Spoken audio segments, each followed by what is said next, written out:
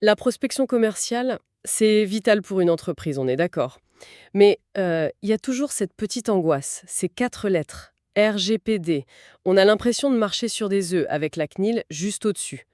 Aujourd'hui, on se lance une mission, transformer cette peur en une vraie stratégie. Et pour ça, on a une source super intéressante. C'est un article du 21 décembre 2025 sur Éco-Conscient TMT. Il est signé François Belvaux et s'intitule Le RGPD pour les nuls. 10 règles pour prospecter sans stress.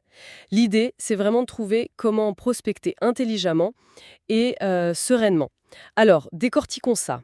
L'article commence par un point fondamental, vraiment la base de tout. C'est la distinction entre le B2C, les particuliers, et le B2B, les professionnels. J'imagine que ça change tout, non? Ah, ça change absolument tout. C'est le jour et la nuit. Pour un particulier, la règle est simple. Pas de consentement, pas de contact. Et un consentement actif, j'imagine. Oui, un oui très clair. L'article le rappelle bien. La fameuse case précochée, c'est totalement illégal. Pour les pros, c'est plus subtil. On parle d'intérêt légitime. L'intérêt légitime. Ça sonne un peu comme une excuse facile, une zone grise où on peut tout se permettre, non? C'est le piège de le voir comme ça. Ce n'est pas du tout un chèque en blanc. L'intérêt légitime, ça veut dire que votre offre doit avoir un lien direct, pertinent, avec le poste de la personne. D'accord. L'exemple de l'article est parfait. Vendre des couches-culottes à un ingénieur informatique sur son mail pro. Bah, ça marche pas, ça n'a aucun sens, et du coup c'est illégal. La pertinence, c'est vraiment la clé. C'est clair. Mais alors, quid de toutes ces données qui ont l'air publiques? Je pense à LinkedIn, par exemple. On a l'impression que c'est un buffet à volonté d'email. C'est le piège le plus courant. Et l'article est très clair là-dessus, avec une super formule. Données publiques ne veut pas dire open bar. Et j'aime bien l'image. C'est exactement ça.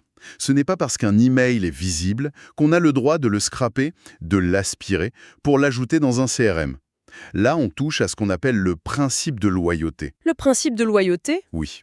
La personne a mis son contact sur LinkedIn pour son réseau, pour des opportunités professionnelles, pas pour être inondé de mail marketing. C'est ce qu'on appelle un détournement de finalité. En gros, c'est une question de contexte et de bon sens. D'accord, c'est logique. Un autre point qui m'a surprise dans l'article, c'est la durée de conservation. 3 ans sans interaction et on doit supprimer. Ça paraît super court? Ça peut paraître contre-intuitif, c'est vrai.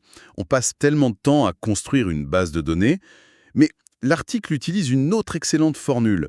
Une base de données n'est pas un bon vin. Elle ne se bonifie pas avec le temps. Exactement. Et au-delà de la loi, c'est une question de sécurité.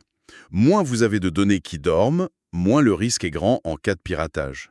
Et l'article le rappelle bien, en cas de fuite, c'est notification à la CNIL sous 72 heures. C'est une obligation. Tout ça a l'air bien complexe à mettre en place, surtout pour une petite structure. Est-ce que l'article propose des solutions, des outils pour aider? Oui, et c'est un des gros points forts de ce guide. Il présente un outil qui s'appelle Gémotite RGPD. En fait, c'est une IA qui est faite pour auditer des scénarios concrets. Comme le scrapping de LinkedIn, par exemple? Et exactement, l'IA va analyser le scénario et donner une évaluation du risque. Mais surtout, elle aide à rédiger des documents clés comme les mentions légales ou le fameux registre de traitement. Ah, le registre de traitement. Le cauchemar de beaucoup d'entrepreneurs. Oui, c'est ce document où on doit prouver qu'on a réfléchi à tout ça. Un outil qui aide à générer ça, même en partie, c'est un gain de temps et de charge mentale énorme. C'est séduisant, une IA qui audite. Mais est-ce qu'il n'y a pas un risque de faux sentiment de sécurité? On lance l'outil, on a un score vert et puis on arrête de réfléchir. C'est une excellente remarque, et l'article insiste beaucoup dessus. Cet outil, tout comme le guide, c'est une ressource pédagogique. C'est un super premier niveau de contrôle. Mais attention, ça ne remplacera jamais l'avis d'un avocat ou d'un expert. C'est un allié précieux, pas un joker. Donc, si on résume, on a l'impression que le RGPD, loin d'être juste un frein, c'est peut-être le meilleur outil de qualification de prospect qui soit. C'est exactement ça. Ça force à une prospection plus qualitative, plus ciblée. Ça pousse à ne parler qu'aux bonnes personnes, de la bonne manière. La conformité, ce n'est plus juste une assurance anti-amende. C'est devenu un argument commercial, une marque de professionnalisme. Ça change complètement la perspective. On passe de la contrainte à l'opportunité. Tout à fait.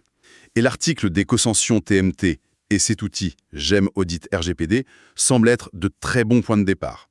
Mais pour finir, ça soulève une dernière question. qui est aussi dans l'article.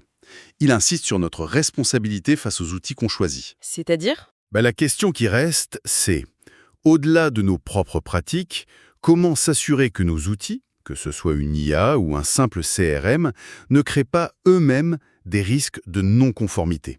Des risques qui seraient en fait totalement invisibles pour nous, l'utilisateur final.